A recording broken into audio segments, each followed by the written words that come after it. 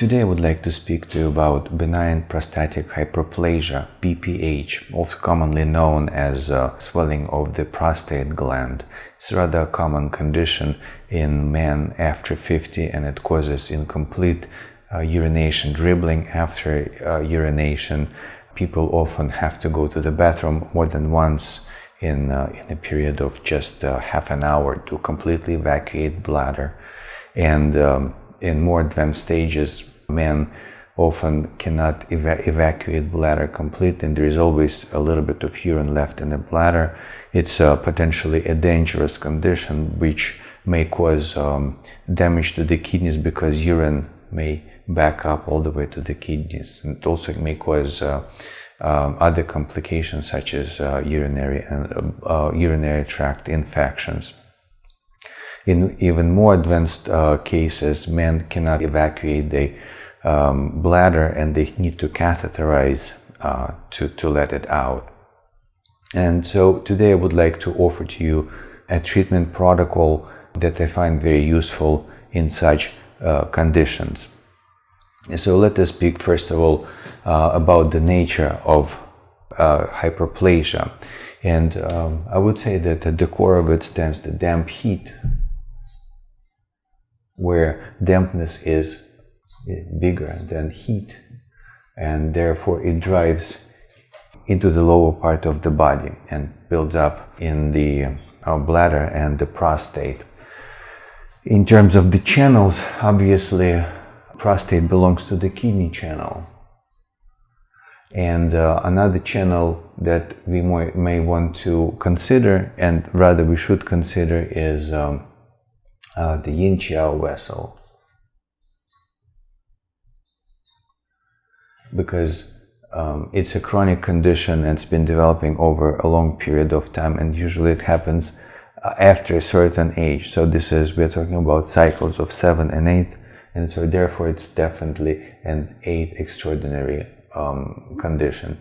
And two extraordinary channels that deal with yin stagnation are the Zhen channel and yin-chiao. And as you know, they are actually a couple. The confluent point for yin-chiao is kidney 6,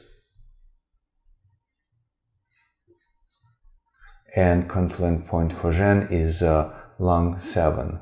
And lung 7 is a coupling point for yin-chiao point, and kidney 6 is a coupling point for the Zhen channel.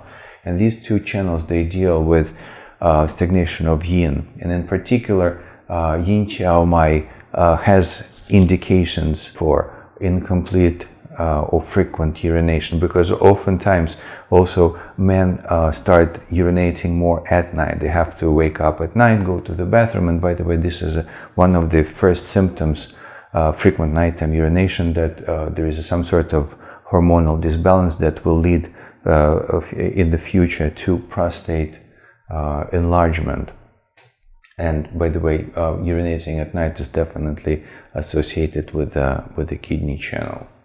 And so kidney yin-chiao vessels are two channels that are implicated. And in terms of the 5-element theory, I'm going to write here our diagram. This is fire, earth, metal, water, and wood. Okay, and so we spoke about the kidney channel, and the water phase is very important in treating this disease.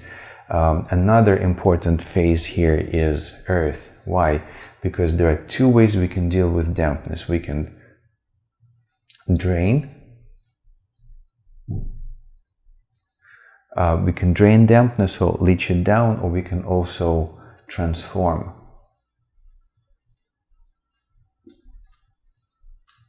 Okay, so we can also transform dampness, and this is more function of the spleen channel. Also, spleen channel builds up qi, and whenever we have chronic kidney deficiency, we definitely want to build up qi, to build up the kidneys. And finally, the last phase that is going to play a very important role in treating this condition is the mental phase.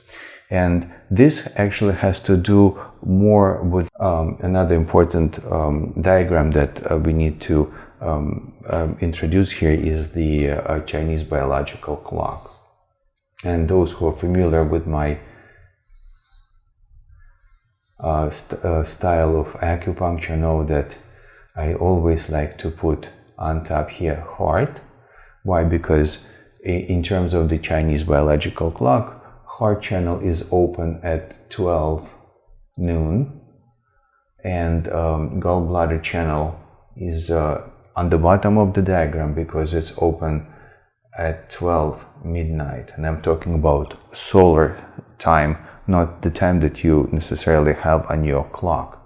And then from here on we have gallbladder, liver, lung, large intestine, stomach, spleen, heart, small intestine, bladder, kidney, pericardium, and sanjiao, right? And the reason why metal phase is so important is because when we look at two channels that are associated with the metal phase,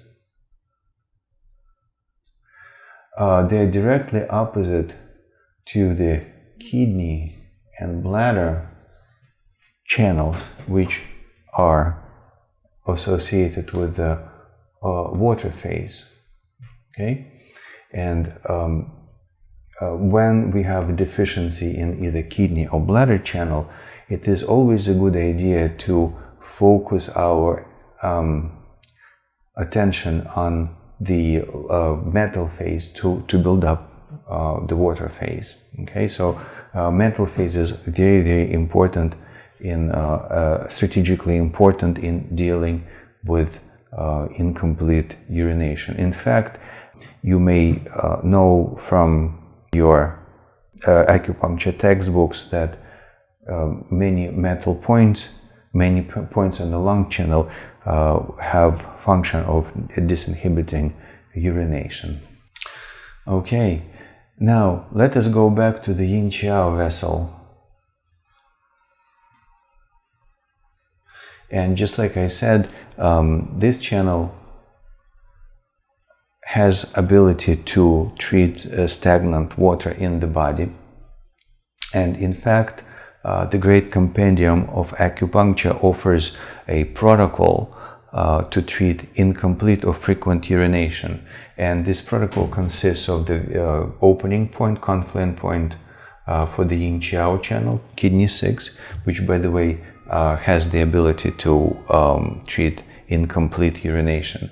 It's followed by sanjiao 1, which is a metal point on the sanjiao channel. And by the way, sanjiao channel is also very important to consider when we treat incomplete urination, because sanjiao channel is the primary channel to deal with the damp heat scenario in the body, because it deals with water and fire elements. But here you can see from my presentation that I'm speaking primarily about the water, because dampness is the predominant factor, at least in this presentation. Okay, so sanjiao 1, next point is spleen 6. Doesn't have a five element correspondence, but it's a point that connects kidney channel, liver channel, and spleen channel, and it has very powerful effect on the lower part of the body, the lower burner, and it can invigorate blood, which often is a complication of the benign prostatic hyperplasia, and it helps to disinhibit the lower burner. Spleen 6, spleen 9 is the next point, and this is a water point on the earth channel, on the earth channel. So it has both water and earth characteristics, and this is a great point to disinhibit the lower burner, and it also deals with many dampness scenarios in the body. And here, of course, if we are to digress from the original prescription in the Great Compendium, we can also consider points such as kidney 10, because they're also water points on the yin channel, and also liver 8, another great point to disinhibit the lower burner. And the final point on this prescription is large intestine 4, which is a source point, yuan source point on the metal channel. And source points are said to closely related to the Sanjiao. And another function of Sanjiao is transformation of qi. And what is meant by transformation of qi? We are familiar with the defensive energy, nutritive energy, constitutional energy, and these energies are constant adjustment to each other. They transform, nutritive energy can transform into the defensive energy, and some people would say that nutritive energy can also replenish the constitutional energy as well, etc. And so this process of transformation is helped by the Sanjiao and the source points, all 12 source points participating in this process. And therefore, anytime we have an excess or deficiency of a particular channel, we always want to add a source point, because it treats excesses and deficiencies of the channel regardless. And some people would say that large intestine 4 is especially powerful point to transform qi, because large intestine is a point located on the metal channel, right? And so metal transforms qi. And you can also see that again, large intestine channel is opposite to kidney channel, and some people might also say that large intestine 4 is a great point to replenish kidney qi. Okay, and so the final point in this sequence is lung 7, which is again, it's another point on the metal that belongs to the metal phase, and it can help us to disinhibit dampness.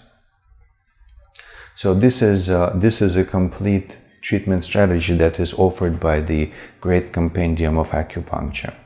Now, another aspect of working with there are two more components of working with the extraordinary channels.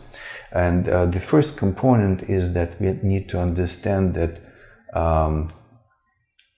these channels are open, they open the energy in time, just like 12 regular channels. We know that gallbladder channel is active at midnight and heart channel is active at 12 o'clock in the afternoon or noon. Extraordinary channels have also a pattern of opening and closing. And so if you really want to tap into the energy of kidney 6 and yin qiao mai, we need to know exactly the schedule when it's open. And the system that is familiar and it's presented also in the Great Compendium is called the eight methods of the divine tortoise. You may have heard of it as Ling, Gui, Ba, Fa. Ling, I'm gonna write it in Chinese for you guys. Ling is a divine. Gui is a tortoise. Like in Gui Ban, those of you who study herbal medicine, they know of Gui Ban.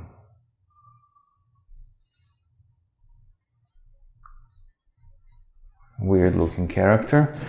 Ba, 8, and Fa method.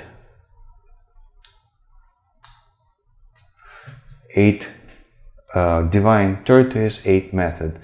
Okay, and you can learn more about it. There is plenty of information online how to apply this method in your practice.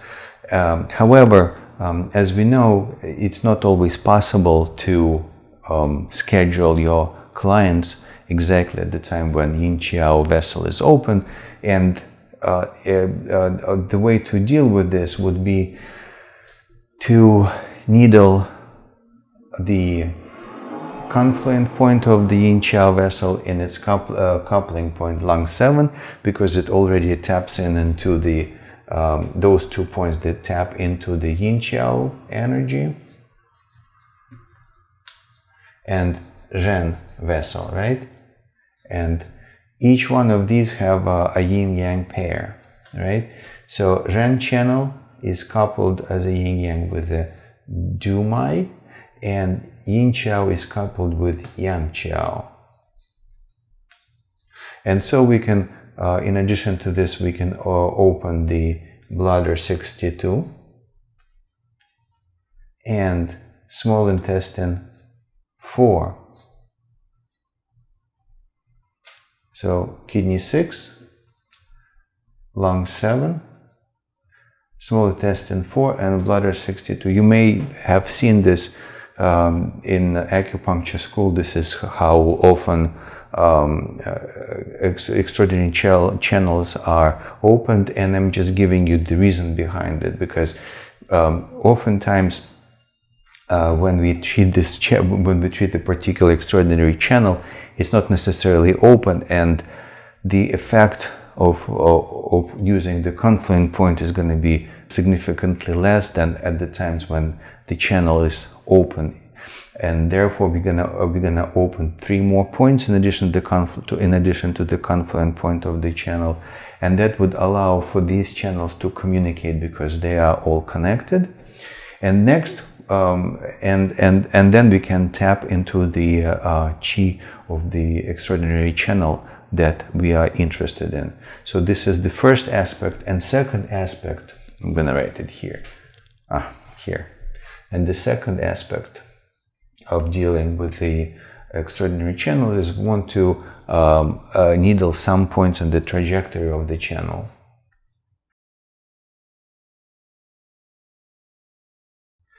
And so opening this channel in real time and also opening the trajectory of the channel will communicate to the body that we are working with this particular extraordinary vessel.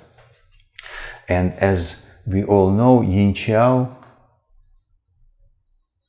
has the following points. It has kidney 2 as the first point, it has kidney 8. That's another great point that should be considered in treatment. Some books, not necessarily books in English, but some books list stomach 19 as the point on the Yin-qiao vessel, stomach 12, and bladder 1. And in particular, we're going to be interested in kidney 2 and kidney 8 for this treatment. And you see, kidney 2 is a fire point on the kidney channel, and so it has a great ability to treat damp heat scenario, and it's also going to be very effective in treating symptoms of yin deficiency. And so if our damp heat is complicated by the empty heat, this would definitely be the point of choice. In addition, this point also has indications for incomplete or difficult urination and frequent urination. Kidney 8 can also treat incomplete or difficult urination, and this point is also associated with the penetrating chongmai, and therefore it would be of favor in cases when we have qi deficiency or blood deficiency, which is not that common in men unless they go through chemotherapy or radiation. So I would suggest we can choose one of these points to add to the great compendium of acupuncture prescription here. And that would be one way to deal with the symptoms of frequent urination. Now, in terms of the branches of the treatment, we may have also qi deficiency, or stagnation, which may lead to blood stagnation. So if there's chi, and I would contend that chi stagnation we are dealing with in terms of spleen channel here. So this we took care of, but blood stagnation is treated best by bleeding, bloodletting techniques. We can prick purple capillaries. If we want to avoid bleeding varicose veins, but we definitely can bloodlet, squeeze a few drops of blood from purple blood vessels along the spleen, kidney, liver channel on the leg, all the way from above the knee to the foot. And we can also do wet cupping on the sacral region, and that would help us to alleviate blood stagnation of the problem. And if there is chi stagnation, my go-to is direct moxa on the back shoe points. I usually use a small slice of ginger to burn it in order to avoid blistering, which is not desirable. And there is a small video on my direct moxa techniques. You can find it in the link below. And so this is my presentation for treatment of benign hyperplasia. Thank you, and I'll see you next time.